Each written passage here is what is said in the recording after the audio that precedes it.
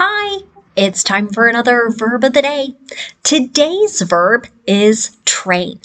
Let's take a moment and look at some of the definitions or the ways that we use this verb.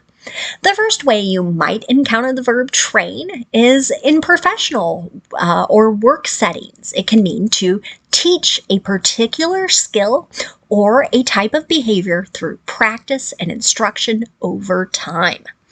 So many times as people start new jobs, they must learn how to use a certain program or a certain software. So someone will show them or teach them, right, with a lot of repetition, a lot of practice. Now, this first definition also, I should say, gets used with animals, right? So as people think about their pets, the animals that live in their home, they might teach them how to ask to be let out in order to use the bathroom, right? That would be a particular type of behavior that is taught. A second way the verb train gets used can mean to develop and improve a mental or physical skill through instruction or practice. Okay. Sometimes that might involve, right, getting our eyes to focus in a certain way.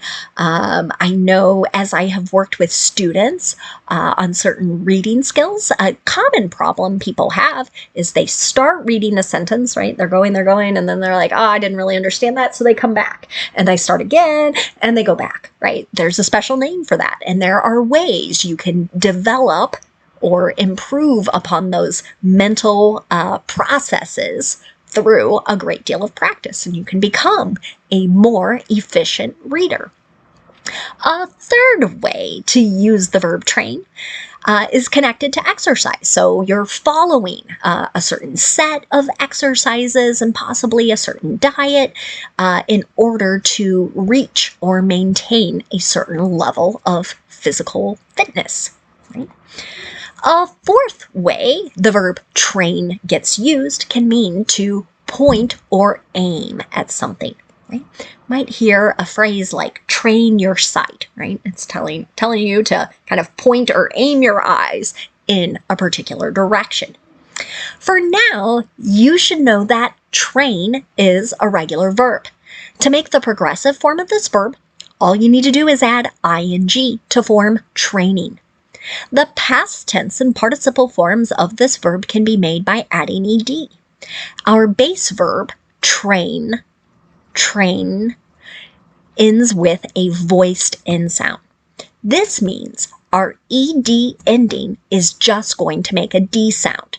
I'm not going to add an extra syllable as I say it. It should sound like this: trained, trained. Okay? Now, there are actually a large number of phrasal verbs connected to our verb, and so we're going to focus today's discussion on those phrasal verbs, and I'll try and point out some different verb tenses I've used in my example sentences as we go along. The first phrasal verb that we'll discuss today is to train as. What this means is for someone to become very educated in order to work in a particular or certain professional role. An example of this might be, she trained as a doctor in Mexico. Right? So she probably received a lot of education, maybe some hands-on instruction as well.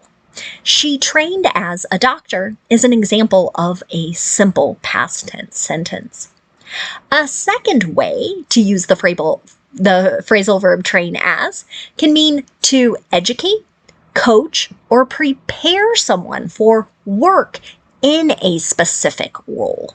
An example of this: the company is training him as this region's salesperson. This is an example of a present progressive sentence talking about something that's happening right now.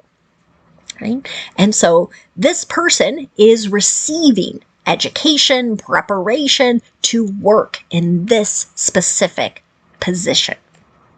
Another phrasal verb we might see is to train for.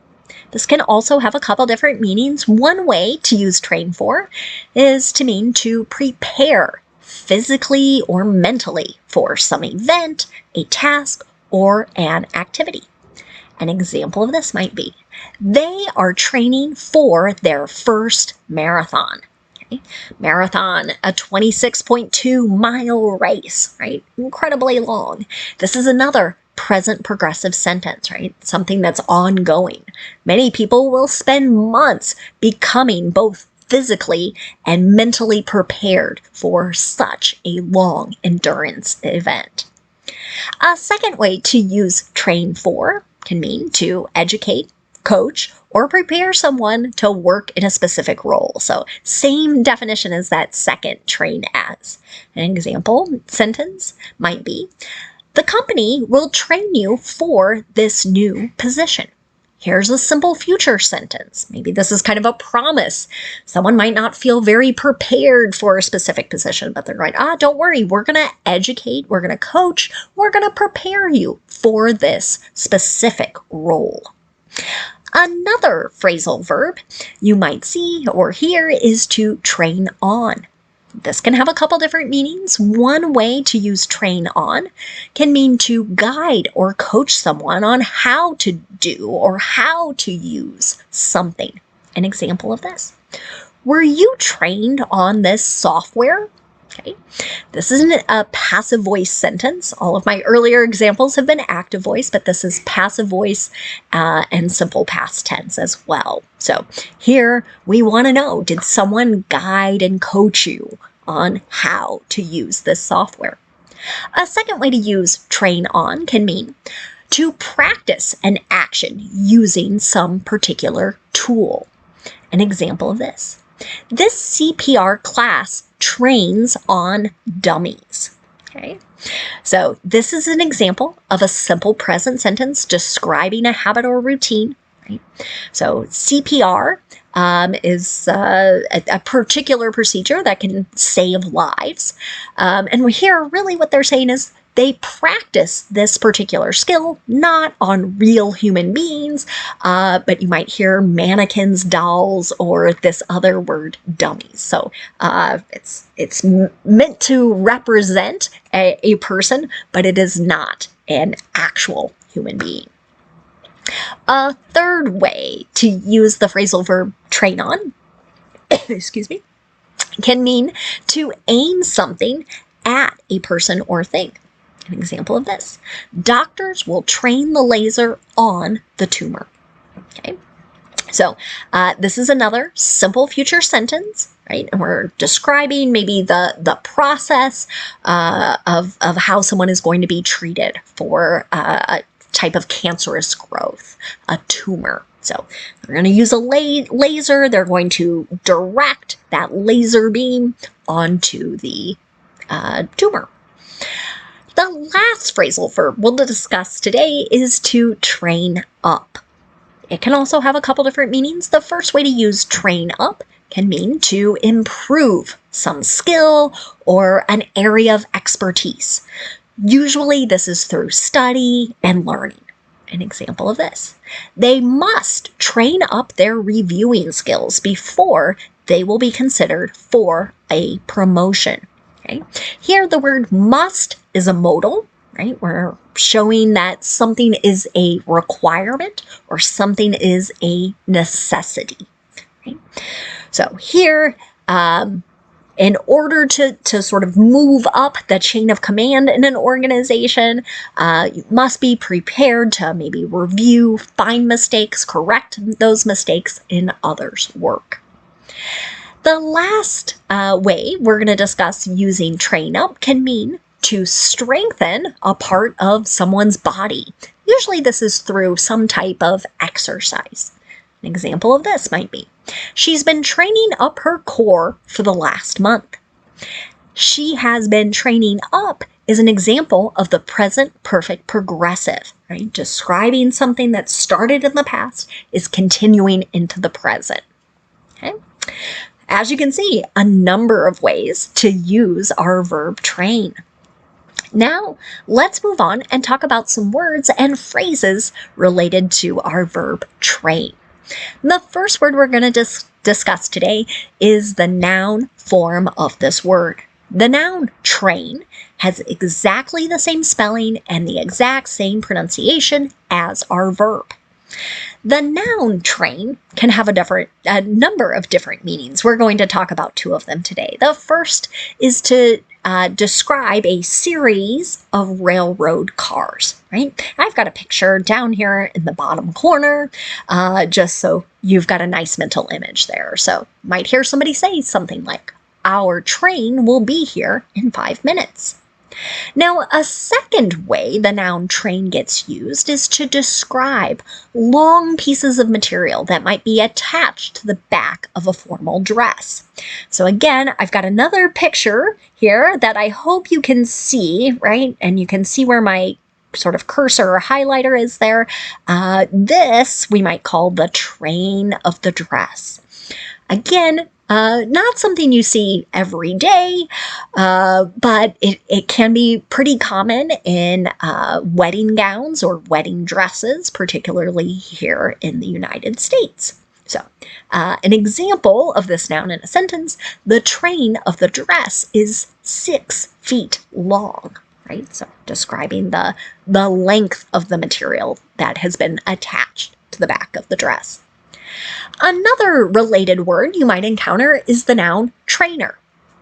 This can have a couple different meanings. One is to refer to a person who either trains people or animals, a person who's helping them learn new skills. An example of this, you should ask the trainer about that. Right? You might hear something like that if you do have a pet that's maybe receiving some instruction, kind of how we want them to behave at home or behave around other people. If you have some kind of issue, it's good to ask that expert. But you might also hear something like that in a workplace, describing a person who's responsible for showing and educating people on certain processes or procedures. Now, a second way the noun trainer gets used is a little more common in British English versus American English, and it's just another way to refer to sneakers or athletic shoes. Generally, these are things with kind of softer soles or softer bottoms. So you might hear somebody say, "Check out my new trainers," right? They want you to look at their new shoes. Another adjective you might encounter is trainable. That suffix able is always a good indication that we have an adjective, and that adjective kind of links back to our base verb. So, able to be trained. An example of this adjective in a sentence might be, is that breed of dog very trainable, right? Some animals might learn things more easily or without as much effort and time. Other breeds, maybe not so much. One phrase for us to discuss today, and that phrase is a train of thought. This is a series of thoughts or ideas that someone is having. And I think the idea is sort of like they're connected, like the railroad cars, right? One is following after another. Right? So an example of how you might hear this noun phrase used would be, you interrupted me and now I lost my train of thought. Right? I kind of lost my place as I was thinking about a series of ideas. Thank you so much for watching today's video. I hope you have a great day.